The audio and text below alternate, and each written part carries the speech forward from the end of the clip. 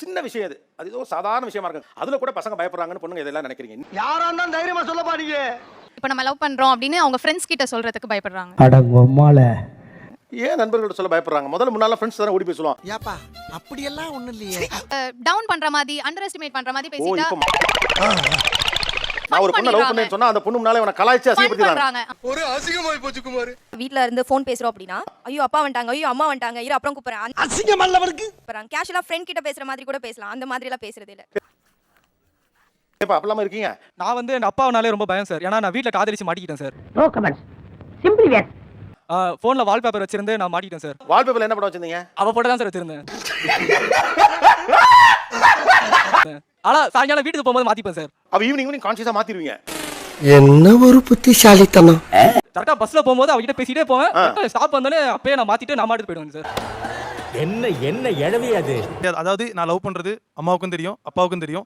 Beautiful family. நம்ம வந்து அங்கதான் பேச மாட்டோமே. கட் பண்ணிட்டு இருப்பா அம்மா வந்திருக்காங்க நான் மாடிக்கு வரேன்னு சொல்லிட்டு மாடியில வந்து பேசுவோம். கியூட் பாய். ஓ அப்பா முன்னால நம்ம பர்சனலா பேச பேச முடியாது. அது ஒரு நாசூக்கு தான. அதுக்காக நிறைய போறான்டா. இல்ல சார் அது அப்படி இல்ல சார். இப்போ நான் லவ் பண்ற பொண்ணு ஒரே ஆஃபீஸ் தான். என்ன இது? ஜஸ்ட் நாங்க ரெண்டு பேரும் பாத்துக்கிட்டாலே அது ஒரு பெரிய காசிப் ஆகும். தேவையே இல்லாம அவங்களை இடம் மாத்தி உட்கார வைப்போம். ரைட் விடு.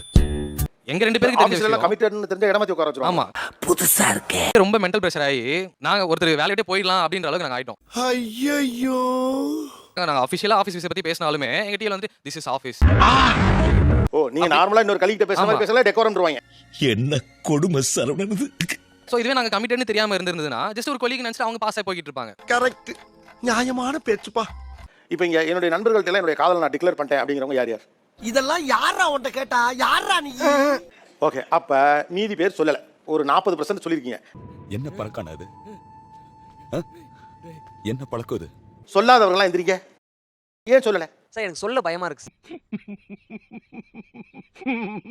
இப்பதான் ரிலேஷன்ஷிப்லயே வந்திருக்கேன். அந்த ரிலேஷன்ஷிப்ல நான் ஸ்ட்ராங்கே ஆகல. நான் அப்புறம் எப்படி நான் கமிட்டட்னு சொல்வேன்? ஓ நீ அப்படி வரியா? சோ நான் வந்து அந்த உறவுல வந்து நான் உறுதியாகிறேன். உறுதியாக அதுக்கு பிறகு தான் எல்லாத்தையும் சொல்ல முடியும். ஒரு உறுதி இல்லாம தான் நீங்க ப்ரோபோஸ் பண்றீங்களா? நல்ல क्वेश्चन.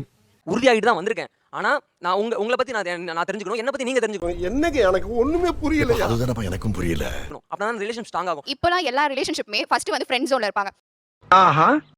கொஞ்ச நாள் பேசி பழகி ரெண்டு பேரும் தெரிஞ்சுக்கிட்டு அண்டர்ஸ்டாண்ட் பண்ணிட்டு தான் ஒரு ரிலேஷன்ஷிப்குள்ளே வருவாங்க. இதெல்லாம் நம்புற மாதிரி அங்க இருக்குது.